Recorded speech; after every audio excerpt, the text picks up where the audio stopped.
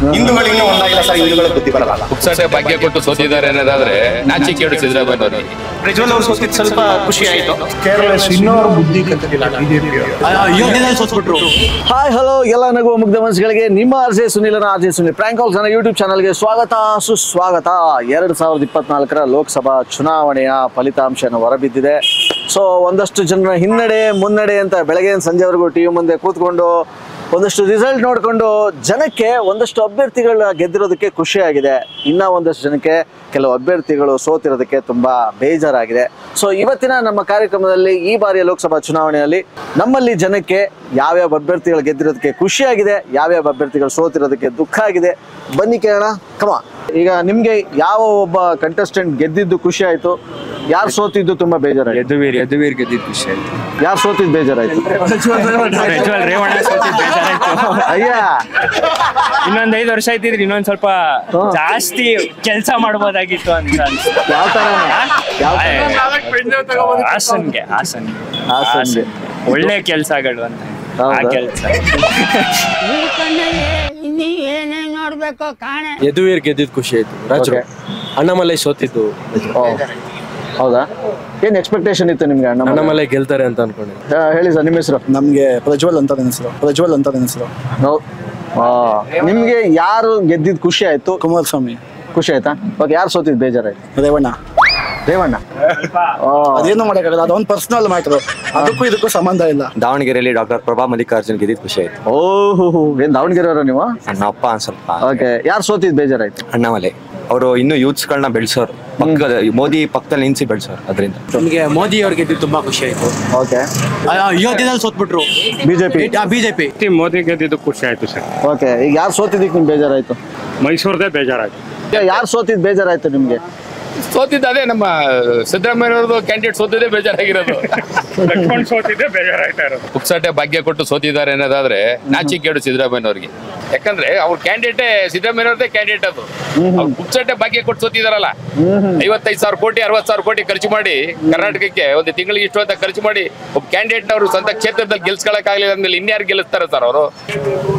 ಅದೇ ಪ್ರಜ್ವಲ್ ಅವ್ರು ಸೋತಿದ್ದು ಸ್ವಲ್ಪ ಖುಷಿ ಆಯ್ತು. ಪ್ರಜ್ವಲ್ ಅವ್ರು ಸೋತಿದ್ರು ಸ್ವಲ್ಪ ಖುಷಿನೇ. ಅಂದ್ರೆ ಐ ಮೀನ್ ಈಗ ಆಗಿದ್ ಸಿಚುವೇಶನ್ಸ್ ಎಲ್ಲ ನೋಡಿದ್ರೆ ಸೊ ಅವ್ರು ಸೋತಿದ್ದೆ ಒಳ್ಳೇದು ಅನ್ಸುತ್ತೆ. ಅವರು ಏನು ಸರಿ ಇದ್ರೆ ಅವ್ರು ಇವಾಗ ಟೈಮ್ ಸಿಗುತ್ತೆ, ಏನೋ ಸರಿ ನಾ ಸರಿ ಇದೀನಿ ಅಂತ ಹೇಳ್ಕೋಬಹುದು. ತಪ್ಪಿದ್ರೆ ಜೈಲ್ಗೆ ಹೋಗೋದು, ಬೇರೆ ಯಾವ ತರ ತಪ್ಪು ಶಿಕ್ಷೆ ಆಗುತ್ತೆ ಅದನ್ನ ಅನ್ಭವಿಸ್ಕೊಂಡು ಆರಾಮಾಗಿರ್ಬೋದು. ಸೊ ಜನರು ಪುನಃ ವೋಟ್ ಮಾಡ್ಬೇಕು ಅನ್ನೋ ಪ್ರಾಬ್ಲಮ್ಸ್ ಏನೂ ಇರಲ್ಲ. ಸೊ ಅದರಿಂದ ಖುಷಿ.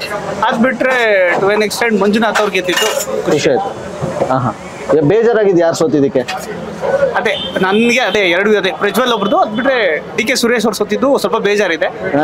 ಅಟ್ ದಿ ಸೇಮ್ ಪಾಯಿಂಟ್ ಅದೇ ಒಂದೇ ಪ್ರದೇಶದಲ್ಲಿ ಆದ್ರೂ ಮಂಜುನಾಥ್ ಅವ್ರಿಗೆ ಗೆದ್ದಿದ್ದು ಖುಷಿ ಇದೆ, ಸುರೇಶ್ ಅವ್ರು ಸೋತಿದ್ದು ಖುಷಿ ಇದೆ. ಮಂಜುನಾಥ್ ಅವ್ರು ಬೇರೆ ಕಡೆ ನಿಂತು ಗೆದ್ದು ಅಲ್ಲಿ ಜನಕ್ಕೆ ಹೆಲ್ಪ್ ಆಗಿ ಸುರೇಶ್ ಅವರು ಗೆದ್ದಿದ್ರೆ ಖುಷಿ ಆಗ್ತಾ ಇದೆ. ನಮ್ಗೆ ಮೈಸೂರು ಮಹಾರಾಜರು ಗೆದ್ದಿದ್ದು ತುಂಬಾ ಖುಷಿ ಆಯ್ತು. ಓಕೆ, ಯಾರು ಸೋತಿದ್ ಬೇಜಾರಾಯ್ತು? ನಮ್ಗೆ ಬಳ್ಳಾರಿಲಿ ಶ್ರೀರಾಮುಲು ಸೋತ್ರಲ್ಲ, ತುಂಬಾ ಬೇಜಾರಾಯ್ತು. ವಿನ್ನಿಂಗ್ ಕ್ಯಾಂಡಿಡೇಟ್ ಅಂತ ಅನ್ಕೊಂಡಿದೆ, ಭಾರಿ ಬೇಜಾರಾಯ್ತು. ಸುನಿಲ್ ಬೋಸ್ ಅವ್ರು ಗೆದ್ದಿದ್ದಕ್ಕೆ ಖುಷಿ ಆಯ್ತು. ಶ್ರೇಯಸ್ ಪಾಟೀಲ್ ಅವ್ರು ಗೆದ್ದಿದ್ದಕ್ಕೆ ತುಂಬಾ ಖುಷಿ ಆಯ್ತು. ಯಾರು ಸೋತಿದ್ದಕ್ಕೆ ಬೇಜಾರಾಗಿರೋದು ನಿಮ್ಗೆ? ನಮ್ಗೆ ಯಾರು ಸೋತಿದ್ರು ಅಂದ್ರೆ ಡಿ ಕೆ ಸುರೇಶ್ ಅವ್ರು ಸೋಲ್ಬಾರ್ದಾಗಿತ್ತು. ನಿಮ್ಗೆ ಯಾರು ಗೆದ್ದಿದ್ದಕ್ಕೆ ಖುಷಿ ಆಯ್ತು? ಮಹಾರಾಜ್ ಯದುವೀರ್ ಗೆದ್ದ ಖುಷಿ ಆಯ್ತು ಸರ್. ಓಕೆ, ಯಾರು ಸೋತಿದ್ದು? ಇವರು ಕುಮಾರಸ್ವಾಮಿ ಗೆದ್ದ ಖುಷಿ ಆಯ್ತು. ಓಕೆ, ಯಾರು ಸೋತಿದ್ದು ಬೇಜಾರಾಯ್ತು ನಿಮ್ಗೆ? ಚಾಮರಾಜನಗರ ಹೋಯ್ತಲ್ಲ, ಅದು ಹೊಟ್ಟೆ ಬರುತ್ತೆ ಅಲ್ವಾ? ಯಾರು ಸೋತಿದ್ದು ಏನು ದುಃಖ ಇಲ್ಲ. They are losing that Prajwal Revanna or ಈ ಕಡೆ ಇವರು ಕಾಂಗ್ರೆಸ್ನವ್ರು ಏನೊಂದು 8-9 ಸೀಟ್ ಗೆದ್ದಿದ್ದಾರೆ. ಯಾರು ಸೋತಿದ್ದು ಅಲ್ಲ, ಆ ಥರ ಮನ್ಸಿಗೆ ಹಚ್ಕೊಳ್ಳೋ ಥರದ್ದು ಏನೂ ಇಲ್ಲ ಅಲ್ಲಿ. ಅದು ಸರಿಯಾಗೇ ಇದೆ. ಇನ್ನು ನ್ಯಾಷನಲ್ ನಮ್ಗೆ ಅದೇ ಬಿಜೆಪಿದಲ್ಲಿ ಹೋಗಿದ್ದು ಬೇಸರ. ಅವ್ರು ಓನ್ ಆಗಿ ಬರಲಿಲ್ವಲ್ಲ, 272 ಸೀಟ್ಸ್ ಅನ್ನೋದು ಬೇಸರವೇ. ಯಾಕೆಂತಂದ್ರೆ ಇದೂ ಹೌ ಲಾಂಗ್ ಇಟ್ ಅನ್ನೋದು ಗೊತ್ತಿಲ್ಲ. ಯಾಕೆಂದ್ರೆ ಈಗ ಅವ್ರಿಗೆ ಯಾರಿಬ್ರು ಸಪೋರ್ಟ್ ಮಾಡ್ತಾ ಇದ್ದಾರೆ, they are not liable persons ಅಲ್ಲ ಅವರು.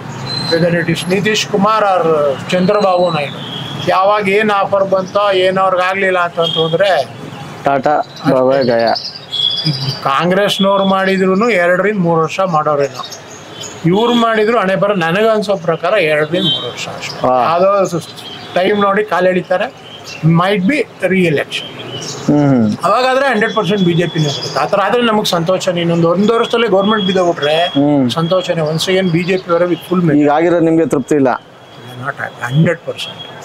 ಒಂಚೂರಾದ್ರೂ ಒಂದು ಇದು ಬೇಕಲ್ವ ಸರ್, ಜನಗಳದ್ದು ಯಾವ ಥರ ಮನಸ್ಥಿತಿ ಆಗ್ತದೆ. ಈಗ ಅಲ್ಲಿ ಮೋದಿ ಅವ್ರಿಗೆ ಕೊಟ್ಟಿದ್ದ ಲೀಡು ಲೆಕ್ಕ ಹಾಕೊಂಡ್ರೆ ಅದು ಅನ್ಯಾಯವೇ.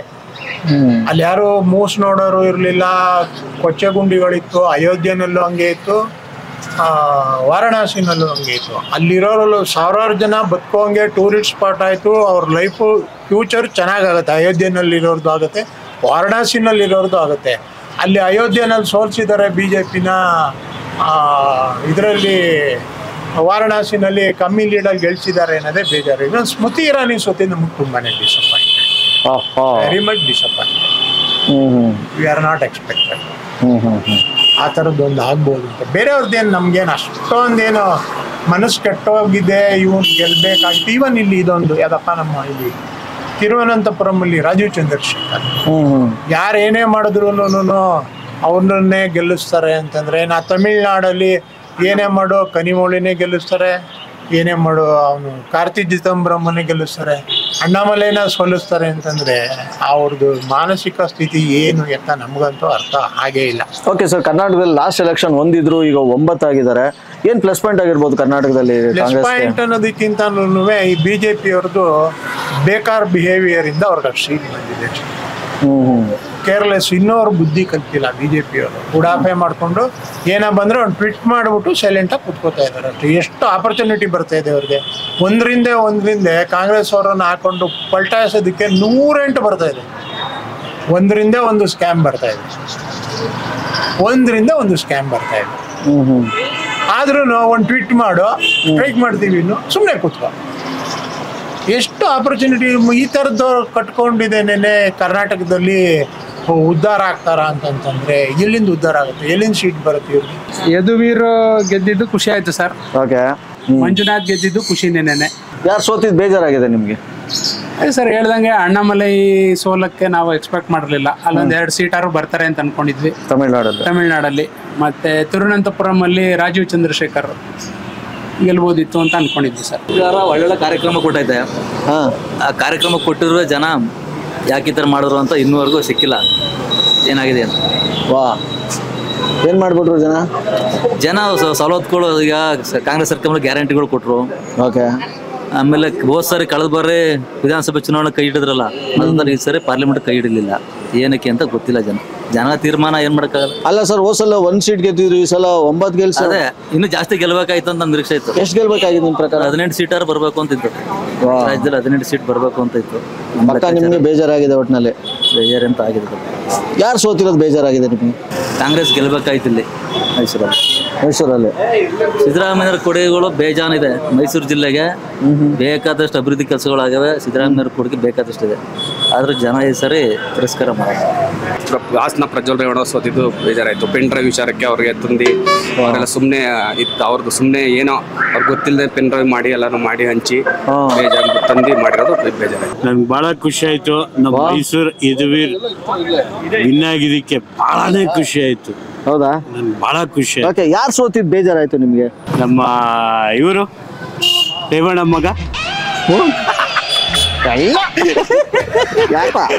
ಇಲ್ಲ ಪಾಪ ಆಗ್ಬೇಕಾಗಿತ್ತು. ಅದೇನ್ ನಿಜವಾಗ್ಲೂ ಇಟ್ಟವ್ರೋ ಏನೋ ಗೊತ್ತಿಲ್ಲ. ಆ ವಿಷಯ ಅದೇ ಒಳಗುಟ್ಟು ಏನೋ ನಮ್ಗಂತೂ ಗೊತ್ತಿಲ್ಲ. ಬಟ್ ಅಂತ ಹುಡುಗರು ಬೇಕು, ಚಾರ್ಮಿಂಗ್ ಲೀಡರ್ಸ್ ನಮಗ್ ಬೇಕಾಗಿದೆ ಅಟ್ ಎ ಟೈಮು. ಬಟ್ ಈ ತರ ಏನು ಅದು ಕೆಲವರೆಲ್ಲ ಇದು ಫಾಲ್ತುಗಳು ಇವೆಲ್ಲ ನಂಬೇಡಿ, ಸುಳ್ಳು ಅಂತಾರೆ. ಅದೇ ನಿಜಾನೋ ಸುಳ್ಳು ನಮ್ಗಂತೂ ಗೊತ್ತಿಲ್ಲ.